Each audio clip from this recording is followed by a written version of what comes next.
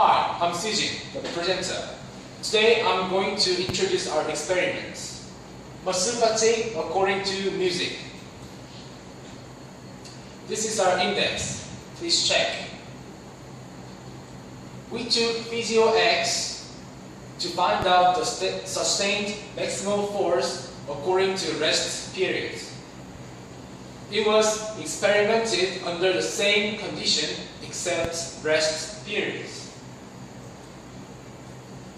This is the data of sustained maximal force according to rest periods.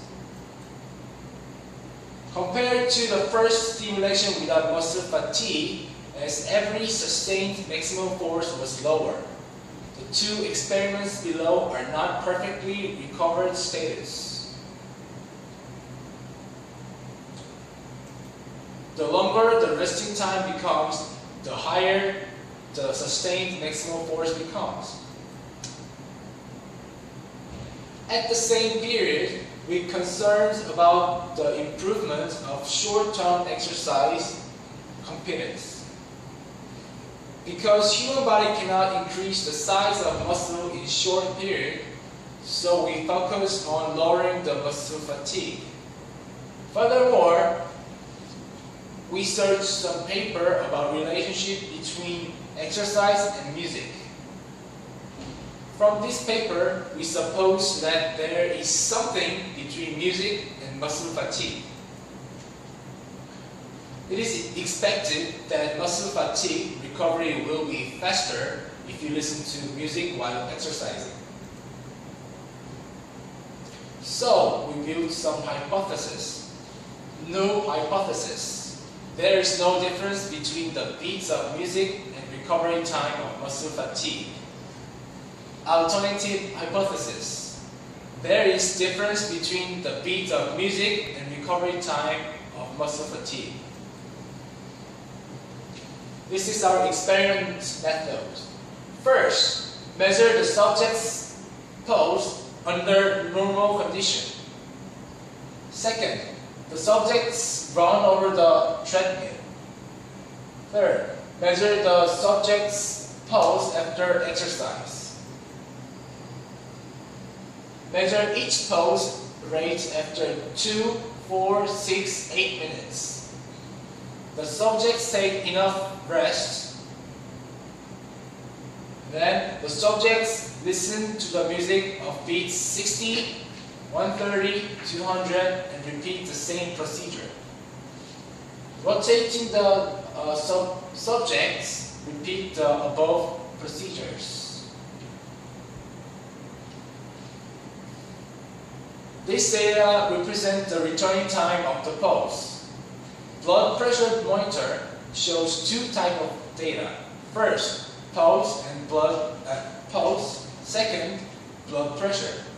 However, the pressure was scattered and meaningless. Thus, we excluded the pressure when we were computing the results. The table was hard to catch, so we built some graph for understanding. Now, the results.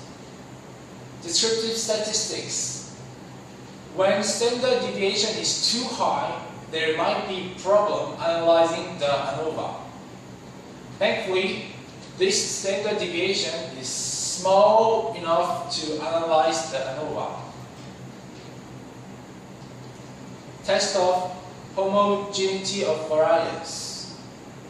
First, we built some hypothesis, new hypothesis that is equal variance. Alternative hypothesis, not equal variance.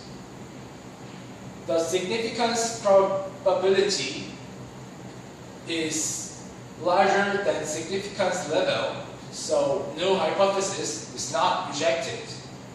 Therefore, it is equal variance.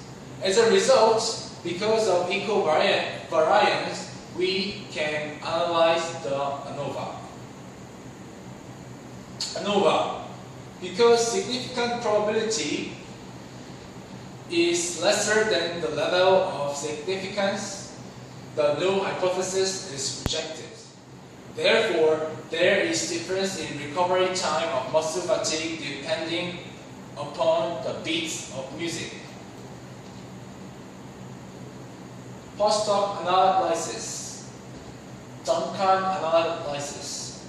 There was no difference in recovery time between the experiments of 60 beats music and that of no music. There is a difference of recovery time in muscle fatigue between the experiments of no music and that of group 1, which is 130 beats and 200 beats. When we integrate the results of above data, there was no difference when the subject listened to beats of 60 music compared to the case of experiments without music. However, muscle fatigue was recovered faster when the subjects listened the beats of 130 and 200. This is our reference. Please check. Do you have any questions? Thank you.